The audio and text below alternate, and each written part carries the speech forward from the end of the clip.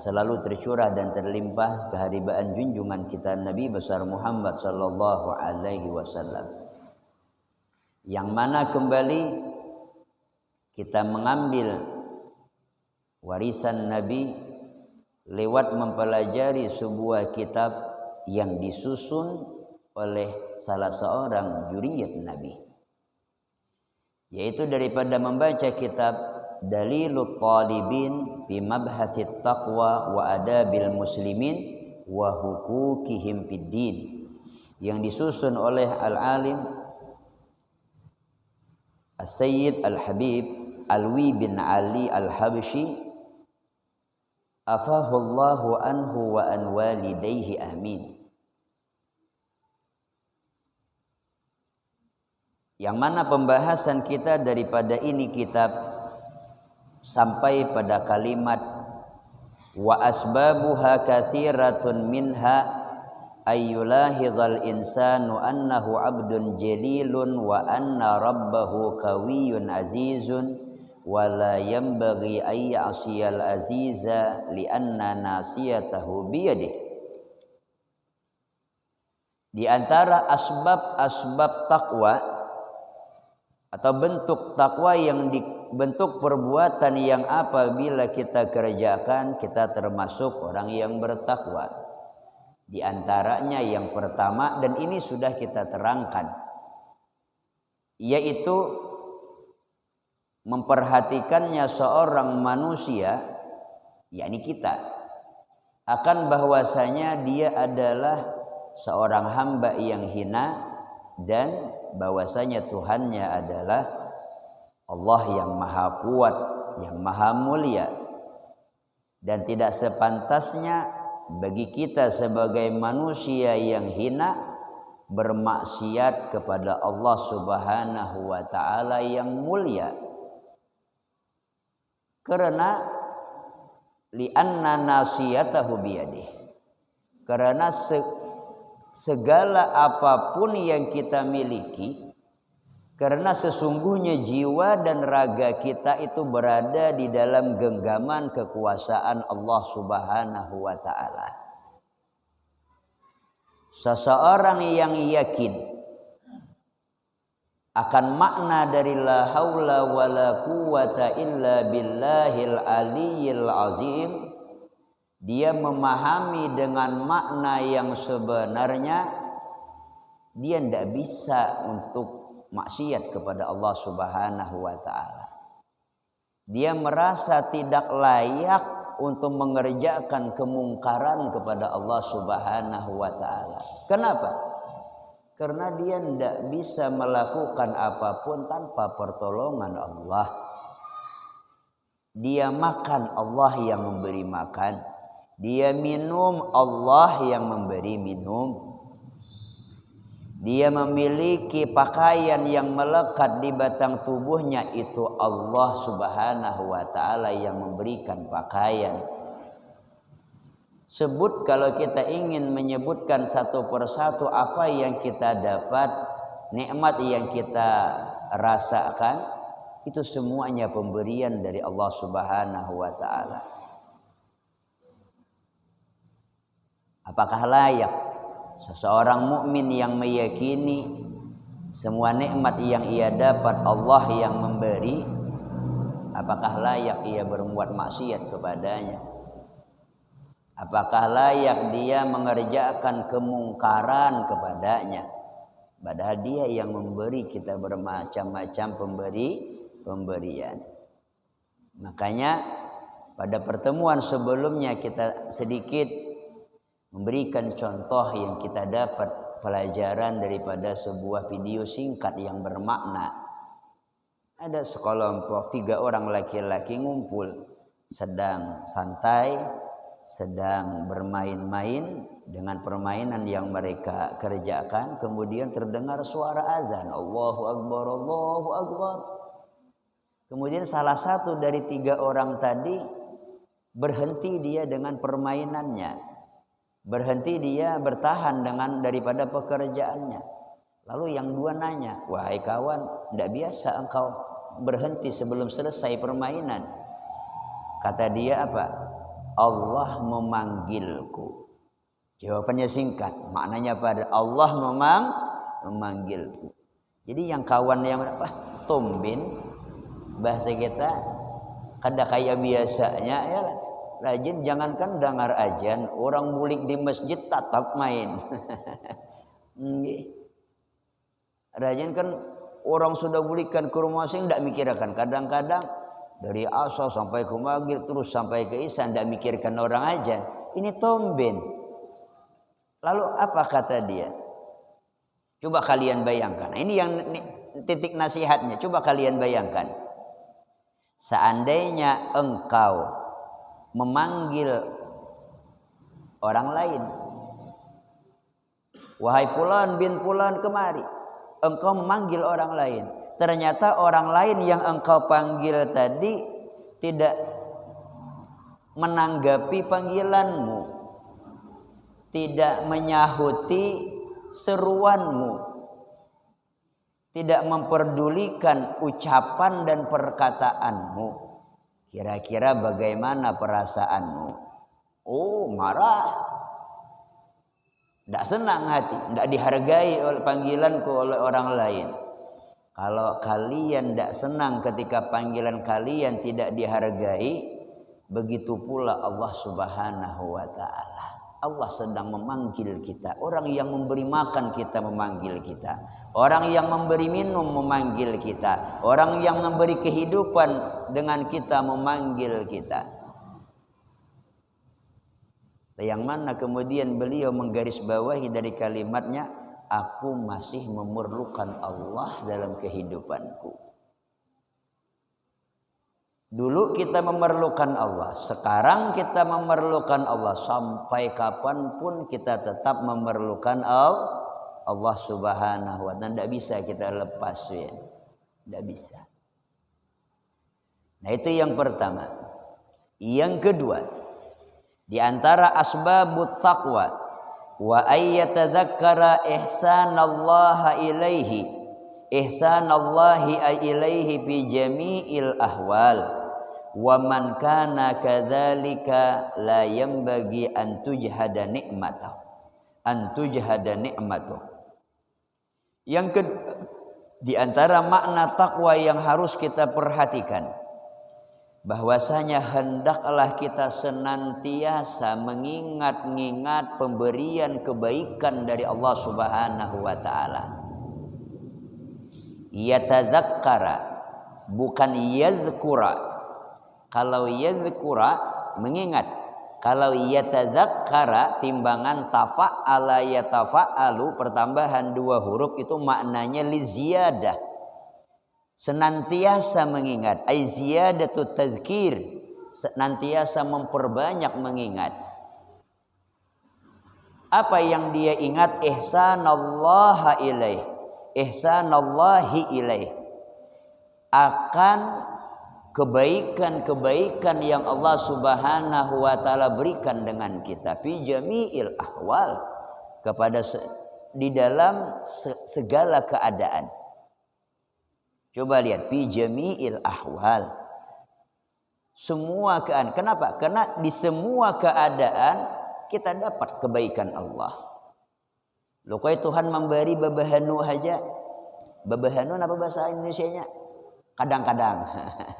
Wah, ini belajar bahasa Indonesia ya, kalau soalnya ada YouTube-nya. Allah tidak kadang-kadang jika kita memberi nikmat. Allah bukan sekarang beri nikmat, besok tidak. Besoknya memberi nikmat, lusanya tidak. Tidak, Allah senantiasa memberi kita nikmat. Napas yang keluar masuk di paru-paru setiap kalian yang hadir, bahkan setiap orang yang mendengar daripada perkataan ini, semuanya mendapatkan nikmat dari Allah Subhanahu wa Ta'ala. Makanya tidak salah pengarang berkata memakai kalimat fi jami'il ahwal. Senantiasalah engkau mengingat nikmat Allah Subhanahu wa Ta'ala, kebaikan Allah. Fi jami'il ahwal, senantiasa. Waktu sehat ingat nikmat Allah. Waktu garing tetap ingat nikmat Allah. Waktu sugih, waktu kaya ingat nikmat Allah. Waktu miskin tetap ingat nikmat Allah. Waktu usaha lancar ingat Allah. Waktu macet usaha tetap ingat Allah. Jangan mengeluh, Win. Karena tetap Allah memberi nikmat. Oh, guru aja sekarang usaha pina sulit. Usaha pina macet. Masih ada nikmat yang lain yang sangat banyak. Alhamdulillah kita diberi kesehatan. Alhamdulillah usaha kita masih berjalan. Sebagian orang ya kita tertahan, ya kita usahanya. Seandainya yang tertahan pun bagaimana tetap bersyukur. Alhamdulillah kita masih hidup. Kita masih kita bernapas. Misalnya yang sakit ya lah kita masih hidup, kita masih bernapas. Tetangga kita, jiran kita, keluarga kita tempo kemarin, minggu kemarin sudah kembali kepada Allah. Artinya banyak nikmat yang Allah beri dengan kita. Kadang-kadang di balik musibah pun juga ada nikmat. Semuanya ada hikmah yang Allah Subhanahu wa taala ingin berikan kepada kita. Jadi yatadzakkara ihsanallahi ilaih. Jadi senantiasalah kalian mengingat-ingat akan kebaikan yang Allah berikan.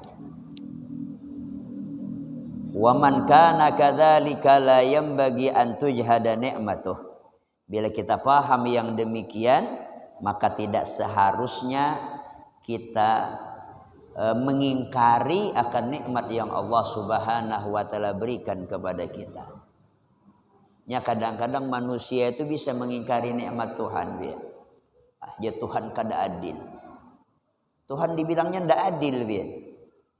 Ketika dia dapat musibah, ketika dia dapat ujian, dia menganggap oh Tuhan ndak adil.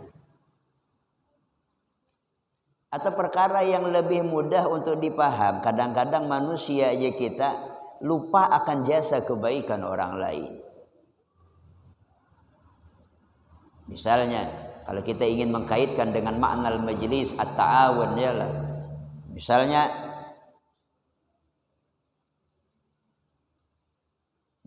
ketika berjalan dalam waktu yang singkat, dalam sebulan ada misalnya keluarga yang meninggal dunia, cuman dapat zikir dan kifayah.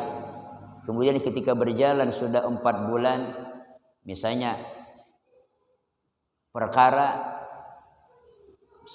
telah memungkinkan untuk dapat jika kita misalnya bila ada anggota yang meninggal dapat kain kafan, lalu jika kita dapat santunan yang demikian senilai kain kafan misalnya. Kadang-kadang bagi mereka yang tidak memahami akan makna oh guru tidak adil, guru tidak bijaksana, ketika 2 bulan berjalan majelis tidak dapat kain kafan, ketika berjalan sudah dapat ini tidak adil, seharusnya harus dapat dari awal. Itu namanya antujhada nikmatuh. Orang tersebut sedang mengingkari jasa yang sudah guru berikan. Itu sudah untung kita biar dapat zikir dan kifayah tanpa amplop. Ini bahasanya ialah seandainya kita mau memakai duit kita sendiri pengen mengundang 100 orang keluar 2 juta kita biar. Kenapa kita berbicara yang ini? Namanya membuat contoh yang sangat dekat. Supaya kita tambah yakin dan percaya apapun yang dibikinkan guru semuanya akan pintu hikmah yang akan terbuka. Pembelajaran yang sekaligus membersihkan kita akan hati murid-muridnya. Lewat daripada sistem yang dijalankan. Sama kaitannya dengan Allah Subhanahu wa ta'ala. Apabila kita paham yang demikian, Allah sudah banyak berbuat baik dengan kita, antujhada nikmatuh. Jangan kita lupa dengan kebaikan yang lain. Kadang-kadang Tuhan kada adil, si anu aja sembahyang kada, puasa kada, sugih sidin. Seorang nang hadir pengajian tiap minggu, sembahyang berjamaah tiap waktu, tatap iwa karing makannya. Ndak aja kita, jangan merasa membilang Tuhan. Masih banyak yang tidak makan pakai iwak. Masih banyak orang yang tidak mampu untuk makan. Geringnya tidak terbuka jika kita hati untuk makan. Artinya ingat nikmat yang Allah berikan masih banyak. Jadi jangan sampai kita mengingkari akan nikmat Allah Subhanahu wa taala, atau sama gambarannya jangan sampai kita mengingkari kebaikan orang lain. Jangan sampai ada pepatah masuk dalam kehidupan kita, hujan sehari menghilangkan kemarau 1 tahun. Baik kita berjiran, bertetangga, yalah. Ya kadang-kadang manusia itu mohon maaf ketika kesalahan satu dia lupa dengan kebaikan yang beribu-ribu. Contohnya sama Bian, perlu hikmah yang kalian pelajari. Ini sama bangunan yang begitu indah sekarang ini jasa orang yang dulu Bian. Jasa orang dulu. Tapi tetap kita tidak melupakan, alhamdulillah generasi sekarang melanjutkan. Tapi kita tidak boleh melupakan ini terbentuk dan jasa daripada orang-orang yang dulu. Yang memotivasi walaupun awalnya kecil. Dari berkat inisiatif mereka akhirnya berkembang. Lalu ada makna saling menyempurnakan, saling melengkapi. Siapa yang hebat? Orang yang hebat ketika dia mampu menutupi kekurangan temannya. Guru pernah pengajian di daerah luar daripada Kabupaten Hulu Sungai Utara, masuk ke dalam sebuah masjid, kemudian ada di sana anak-anak KKN yang sedang KKN. Dan kita lihat di depannya ada tulisan nang ma'asyiral. Tulisannya kan kaligrafinya bagus ma'asyiralnya. Di bawahnya bertulisan KKN 2011. Artinya buhannya nama Allah ketika tahun 2011 ya. Buhannya nama Allah. Jadi habis sembahyang maghrib berjamaah, kemudian dalam ceramah kita jelaskan. Kata ulun, setiap kekurangan yang kalian lihat di dalam ini masjid, apabila kalian tidak pandai menyempurnakannya, berarti hakikatnya kalian kurang. Hakikatnya kalian kurang. Tidak bisa menyempurnakan yang ada. Dan ketika kita pandai menyempurnakan kekurangan orang lain, di sanalah kesempurnaan yang kita miliki. Dan tidak ada yang lebih mulia.